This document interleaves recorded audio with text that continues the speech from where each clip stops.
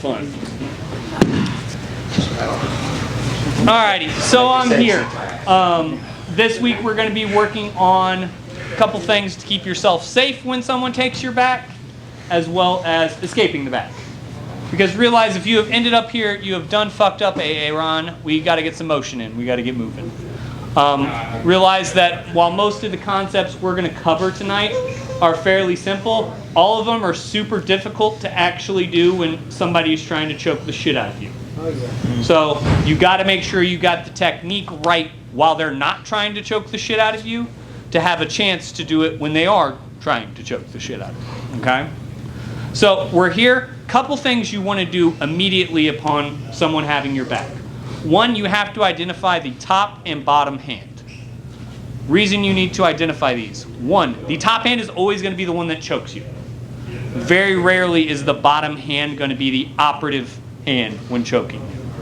It may have some collar grips, it may be isolating some things, but it's very rarely going to be the hand that is actually choking.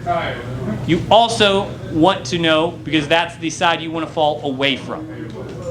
So you do not want to lay down on the pillow of death. So when you hear me refer to the pillow of death, what I'm referring to is when you fall on his bicep, that is the pillow of death. That is where he's going to be choking you from.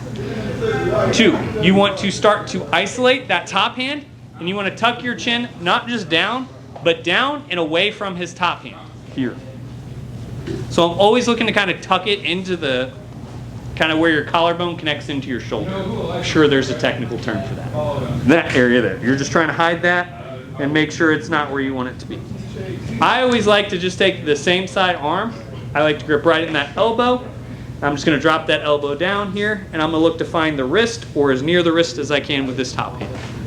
Here, looking to protect myself, right? That's going to be immediate where you need to be when someone takes your back. That's where we start. Now, to actually start escaping the back, we're going to fall away from the pillow of death. So we're going to fall this way, boom. As soon as we get here, I need to get my hips to the sky. I do not want to be laying on my side. I want to have my hips up here. This is going to make it a lot harder for him to follow your back. Once we get here, a couple things you want to be looking to do basically simultaneously. One, you want to be looking to break this seatbelt grip. As we worked in previous weeks, the seatbelt grip can allow you to retake the back even if you lose the hooks. So you want to be looking to kind of break that grip and looking to isolate it away. You also want to get your hips over his knee. So I'm always looking to scoop my hips out and get my hips over that knee line. Now, as soon as those hips clear his knee, I need to turn into him very aggressively and watching for really him to transition to one of two positions. One, most people when they start to lose the back from here are going to look to scoop and come up into mount. Realize all you did is trade bad for also bad. If you're better at escaping the mount, great, but you generally have not increased your positional savviness there. So when I get here, boom, I get up, I get my hips in the air, right? Boom, I'm starting to turn here. The other place you're going to end up a lot of the times is, as you start to turn in here, he's just going to settle in to a half bar. Better. I will take half. Generally, you don't get to go from really bad position to really good position in jiu-jitsu. That's a pretty rare transitional moment. But all you're looking for here is to either turn over and take the top position, or if they start to transition over, you're looking just to block them out. Chain. Wrestling question. Can yes. you just hip heist out of that? You could. A little bit more dangerous. So when you come over, if I start walking my hips over here and I start to try to hip heist over here, they don't have that fear going to their back, so you may walk yourselves into trouble. So you are trying to turn in and start to wrestle up there, but you're doing like a true wrestling hip heist there may run you into some other problems. While the instinct is not bad, there are some details you're going to miss there. Other questions on this? If they are like keeping their top leg really pinched to your hip while you're trying to turn out, you have their weight. You still have your weight on the top of your bottom leg. As far as this leg is giving you issues? Yeah. So the big thing you're gonna run into with this top leg giving you issues is when they start to use it to transition. So a lot of people are gonna use that hook, and as you start walking your hips out, they're either gonna hook your leg or they're gonna start trying to use that to transition and mount. The big thing to do with that is don't just be trying to walk your hips over, also be trying to walk them up. That will help disengage that top leg a little bit. So it's not just out, it's kind of up and out at that 45 that you're trying to transition. Does that make sense? I don't know if you're planning on covering this later, but can I see your hand detail? Yeah. So boom, we're here. Thumb in there. I like to just kind of cap in at that elbow pit. And I'm pulling that down. That way, this is what saves me from being choked. Because even if Austin really tries to rear naked choke me here, right? This starts to really bind me, at least top. How you doing, brother? This keeps them from being able to transition. Once we're here, boom, I start to walk my hips out, boom, and you're gonna have to fight that. You may have to high step, you may have to step on his foot. One of my favorite ways to help yourself out sometimes is to step on that foot here. And as soon as he starts to break that grip, that's when I start to turn up. Okay, so you're driving your high elbow straight to the mat when you turn in, so that you can defend and try not, and at least get your half guard back. Yeah, at least get to half guard, at least get to some semblance of him back in front of you, so you can start problems. Last question, I promise. When you're coming up, you're getting like blocking that choke. Could you not slide that arm under his leg? You're gonna walk yourself right into a triangle choke. That's why. That So, would make sense. White Belt Jiu-Jitsu 101. We'll show you this magic trick. When you're in between someone's legs, you're allowed to have both hands in, you're allowed to have both hands out. If I transition in that transition, start to come up, and let's say I start to come in and I scoop that leg,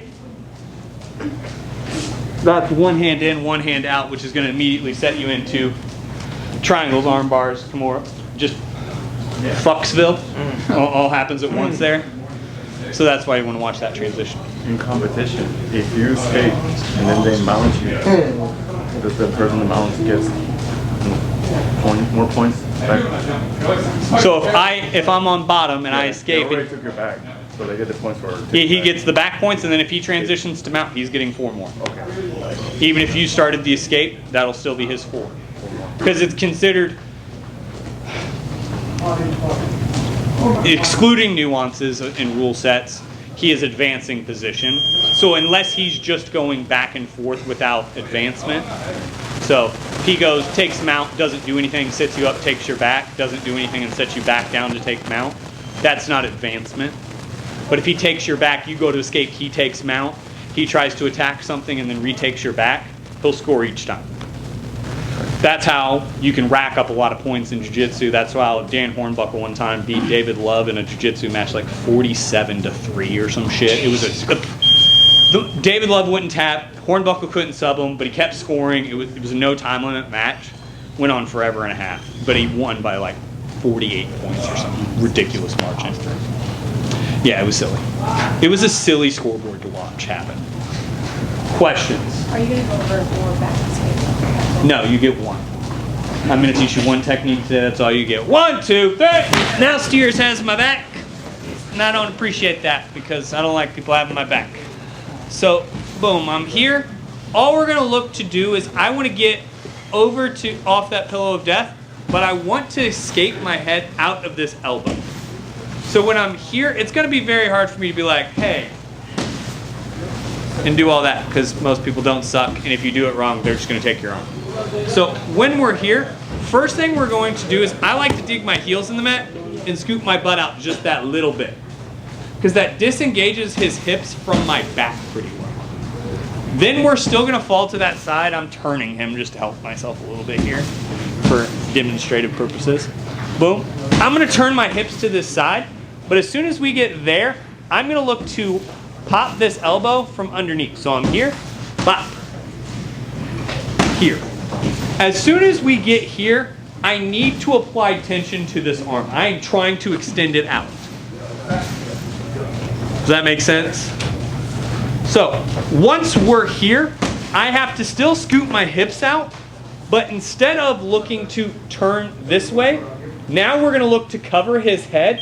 I like to start reaching for his head as soon as my hips turn. So I'm gonna come here, here, and here. Because if you do this right, you can actually start setting up a darts. Very hard to hit transitionally if they don't suck. You know, like, on someone who sucks, like Mahu, you can probably hit transition. But, other than that, it's gonna be really tough. Just kidding, Mahu beats me up all the time. So, boom, I get here, I turn, get my hips up in the air. As soon as we're here, like I said, all we're looking to do, just enough space to duck my head out. The reason you do not duck your head out until you have them on this side is if I'm sitting here, which half of you are gonna try, I've watched it, you're all gonna go here, and then Austin's gonna go, thanks. There's an arm bar. Which is the mistake 95% of people make on this, is they try to hit that transition too soon. Here, to the side, hips up. A lot of you guys were trying to do a lot of the getting your hips over the knee like this. Like you were trying to like walk your hips out and then turn them up. Realize the second we hit our side here, I'm going hips into the air.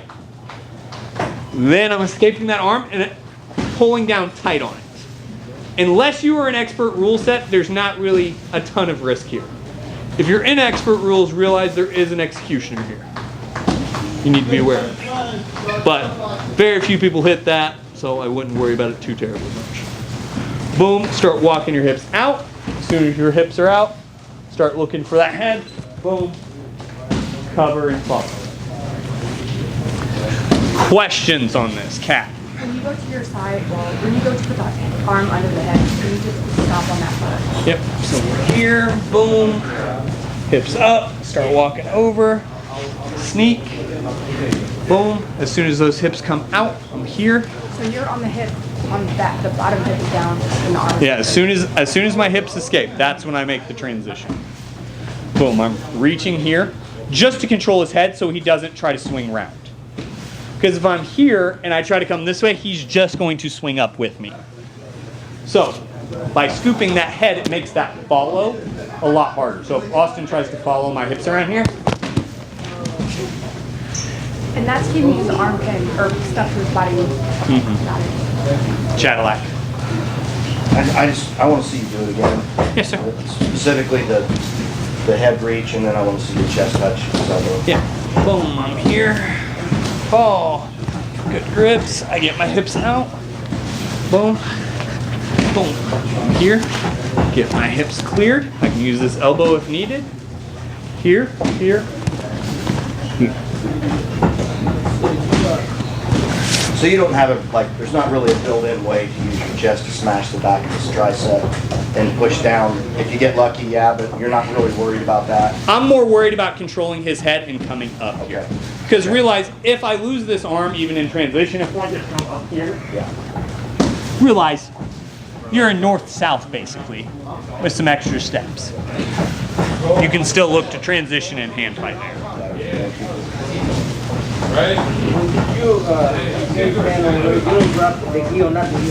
I generally am not a big gi grip guy there. I don't feel it adds anything. Can you grab that collar? Probably. Do I think it's going to apply any additional leverage, any additional friction? Probably not. So that's a preference thing. If you like grabbing the gi there, I just don't. I guess what happens if you clear the hip and then pull that arm over?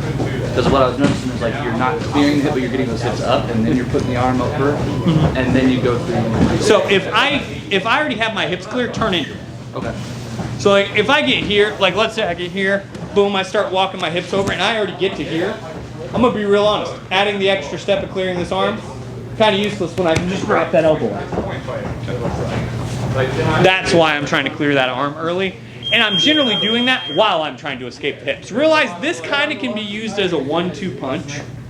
So the way I like to do this is I'll get here, I'll clear my hips, I'll start really stepping over. And if I can get this arm over, great. It just eliminates a lot of that risk of being choked. And it stops a lot of his transitional options to top. But if I'm here and I can't get this over, boom, I get here even, I have a choice. I can follow either way. I can come up, or if I'm here, start hand fighting up. That's how I like to do this one, is kind of as that. I'm looking to clear that arm if I can. If I clear it, great, I follow towards the head. If I don't, great, I turn it. Is that extra step, instead of turning in and going to the head, is that worth the extra step of added control? No. So, as all things in jiu-jitsu, it depends. For me, no, because I'd rather take top position than anything. So for me, coming to north-south or anything like that, that's fine. Or coming to mount is fine. Or to half guard is fine. Coming to top is the important part for me. There's not a large differential game to me. I will pass and get to where I want to be. I don't have some crazy-ass north-south game to where transitioning that direction gains me. That's why. It's funny that it's like all the. Just a big-ass yawn? You bored in my class? I see how it is. Fuck me then, huh? Alright, 1, 2, 3. This next one, order of operations is very important. Because if you fuck up the steps in this, I get to punch Rel. Always a fun day for me, but not so much for Rel. That's number 2, so I go straight to it. Yeah, so step number 2. No. So, same thing. We're still getting our control points. We're still trying to protect our chin. But this one, we're not trying to fall out away from the pillow of death. I'm trying to stay in this seated position here. Once we get here, I have to hand fight in to where I can get into that home alone escape. So easiest way to do that is I'm going to look to come in here, and you have to start looking to break that grip. A couple ways you can do that is just fighting hands in, and coming in, or one of the ways I like to do it is I will pull here, and I start looking for that elbow, kind of looking to break that grip. Your goal is to hand fight until both hands are on the inside here. I don't care how you hand fight your way in, because that's going to all be dependent on what they're doing. Realize, the only thing you have to get to is this. Elbows in, he doesn't have grips, or, established control of your arms here. Alright? Now, once you're here, you're going to dig your heels in, and you're going to look to scoot your butt out. And look to scoot your butt out, and scoot your butt out. Now, once you've scooted out 2 to 12 times, depending on how much gi grip there is, you're going to end up with one shoulder that drops out first. The second that shoulder drops out, you're going to post that other foot, shoot your other leg up here, and look to come up. Hip heisting out. Yeah. So you're here, boom, I'm going to look to hand fight, I'm going to look to come in, and boom, get in, however you can. Hand fight your way through. As soon as you've hand fought in here, start scooting your hips away. Because he doesn't have control of you here. This is a beautiful one, no gi, even if you hate no gi. I use this in gi. Yeah, still a great one, gi. Boom. You use your feet, use that grip to pull yourself out. The second that shoulder pops under that knee, post, come up. Now, you want to be careful about barreling back into them, because once again, you can barrel your way back into a triangle choke, which is real fucking stupid. Be like, oh, I'll go out of the back to give you a triangle. Seems like something you have to do. It's very unbrave for him. Be like, oh, I'm escaping! Straight into a triangle. He just seems to have that every once in a while. Boom, I get here, I hand fight, I get in, I do whatever I need to do, right? Get out of that backpack grip. Boom, I scoot, I start clearing these feet out with my elbows. Boom, my shoulder dropped out this side. Post, shoot, here, boom, if you're gonna come back in, make sure you're coming either both hands in, both hands out. You care what weight if I scoot? Generally, it's to whatever side your shoulder comes out first. So when I'm hitting that scoot, generally one side's gonna slide out first. So if I'm here, if I scoot one more time, that one came out first, so I'm going that way. If this side came out first, I'm going that way. Now, if both come out at the same time, hip ice to your preferred side. But it's generally, you're gonna scoot out one side more than the other, depending on their leg control. So that's gonna be the side I go to. Can you demonstrate like a more than 50% scoot out? Like why would it sometimes take like 12 times? So, I'm here. We're both in gis, because gis are the way of jiu-jitsu. Boom, we get here. You see he's countering, what do you do about that? You see he's coming over the top with you. Like it's going to take some, because realize he's not just gonna be like, oh cool, he's scooting out, that's really neat of him. He's gonna start resisting and doing things and trying to get grips and trying to do things. So it's going to take some effort to get scoot your way out. If you're doing this and then somebody yanks that sleeve and throws it to the triangle from behind, how do you stop? Like just elbows in really tight? So as in, I start scooting here, You just pull your arm up. boom, and try to come there. Yeah. If they have that, if they set that up, you walked into it, and sucks to suck. But biggest thing is when I'm here, is I'm keeping, I describe it as that home alone defense for those of us who are around the age of 30, right? Put the aftershave. Ah! That's what we're looking for here. I'm trying to keep here. You do that screaming again. Right? Because if I'm here, it's going to be very hard. Now, I'm not saying that somebody can't pull my, I wrestle heavyweights most of the time because of absolute positions. So I'm not saying that can't happen. But even if it does start to happen, boom, let's say he starts looking for that triangle here, he's got to bring that hip up. So I may turn into it as well. Is that an escape? Like Yeah. you get all, but if you get out but you're in the triangle, is that an escape from back? No. If you're for like an EBI overtime, no. That is, you were in a triangle. So EBI overtime rules state that if you enter into a submission, you're still, the game's still live. So like for this weekend, that would not be an escape. If you're turning out, get both hands on the left thigh. You kind of punch in when you turn. You're trying to be like parallel with their legs. Let me make sure I'm hearing you correctly. So I get to here. Are you talking like here? So like I get to here. Once you turn, Yeah. Boom, as I come here. Yeah, I'm looking to have both hands in front of me early and often because I'm trying to come to that control. Because I'm going to try to pass it. As soon as those hips turn, I'm trying to pass it. Would you say that you're just basically keeping your elbows to your ribs on that then? Yeah. Is that kind of what's most important? Yeah, I'm going, no one can get inside. Yeah, because at that point, until you've kind of, everyone's reestablished back into, hey, we're here.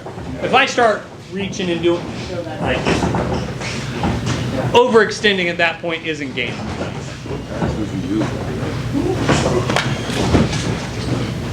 Trying to go train yo very quickly. If you start scooting out and they abandon shit as far as that back take, because I know you said like you'll be grip fight and try to retain it. If they don't go for that sleeve, what is the typical that they're going to go for? So typically the grips they're going to be looking for as I start to scoop here is going to be one of a couple. One, they're going to be looking for your arms of some sort, trying just to scoop anything to do that. The other thing they're going to look for, especially if you're in the pajamas, is just to grab a grip. Not because they can really do much from here, only to scare you. It's kind of that, please don't keep escaping, I'm going to try to choke you if you do. Very few effective chokes work from there. So if he tries to start grabbing my gis, starting to grab my wrist, it doesn't matter. Like, I'm just going to look to escape that way. So that's generally going to be what they're looking for, is some sort of elbow, wrist, collar, something to slow you down and try to reestablish that grip and reestablish that position. Other questions? 1, 2, 3.